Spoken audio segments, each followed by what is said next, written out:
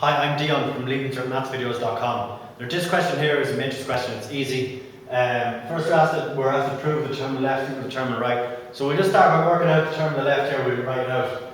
So that is equal to a to the inverse times b times a times a to the inverse times b times a times a to the inverse times b times a, and dot dot dot.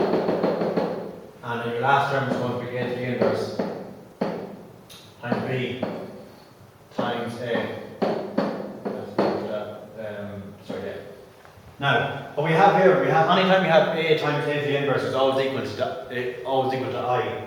So basically all that way it just cancels down through. So if we bring this down to the next line, that's a to the inverse times b times I times b I dot dot dot dot I b a, and then that implies that our next line, following on from that, the I just cancels out, the I is just 1. That implies that a to the power of n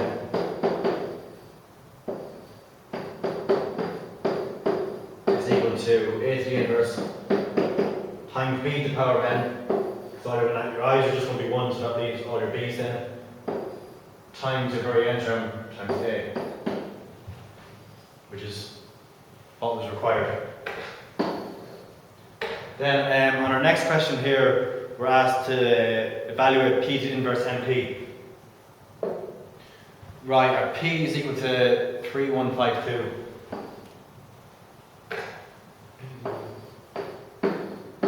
That's equal to p.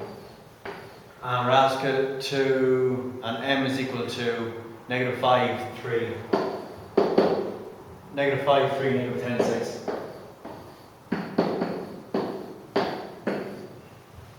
Now, we're asked to evaluate p to the inverse np, and then hence another question. So p to the inverse is 1 over the determinant, which is ad minus bc, which is 1 times. Now what we do here with the inverse is, we swap these two over, and we always just make a minus of that. So, swapping them two over, we have 2, and we have 3 here. And then we have negative 1 here, and negative 5 here. So that's your p to the inverse. So 1 over 1, just equal to 1, so we can just get rid of that. And times m again. Times m is here, negative 5, 3, negative 10, 6. A bit big there. Now, that is equal to, now what I like to do, I like to draw a line across here. Especially with bigger matrices, it actually works out very convenient, but for this one it's not overly convenient. Right, so just get the top left term here, multiply the top here by the left here. So that's negative 10, and that's plus 10, which is equal to 0. And the top right is 6, negative 6 is equal to 0. Looking strange. Negative 5 times negative 5 is 25. And then negative 3 times 30 is 30. So 25 minus 30 is negative 5. And then we have negative 15 times 18, which is positive 3. Yeah, so that's p to the inverse m, and then we have to multiply out by p again at the end. So p is 3152.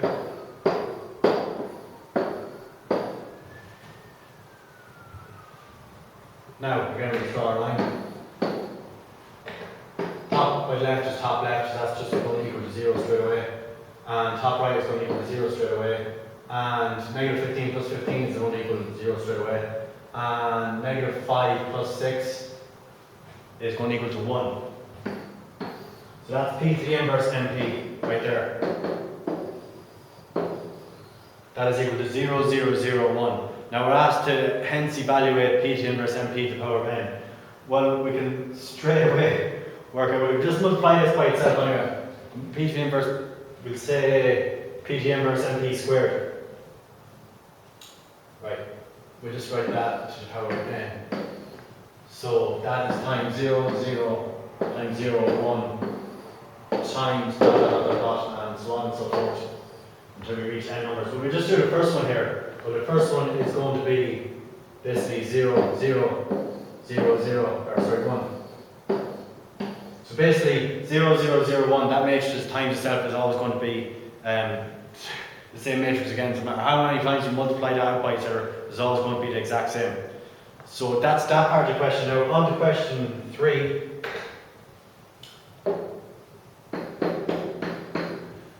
So hence otherwise show that m to the power of n is equal to m. Well, we have m is negative 5, 3, negative 10, and 6. We're asked to show that m to the power of n is equal to m. So hopefully we get the same term here again. Negative 5, 3, negative 10, and 6. Now just draw your lines. And that is equal to a 2 by 2 matrix again. So what we have here is 25 minus 30 is equal to negative 5. Negative 15 plus 18 is equal to 3. And negative 10 times, that's 50. And minus 60 equals negative 10. And here we have negative 30 plus 36 is equal to 6. So there we have m squared. M times m is equal to n. That implies m to the n is also equal to m. That's that part done. It's relatively straightforward.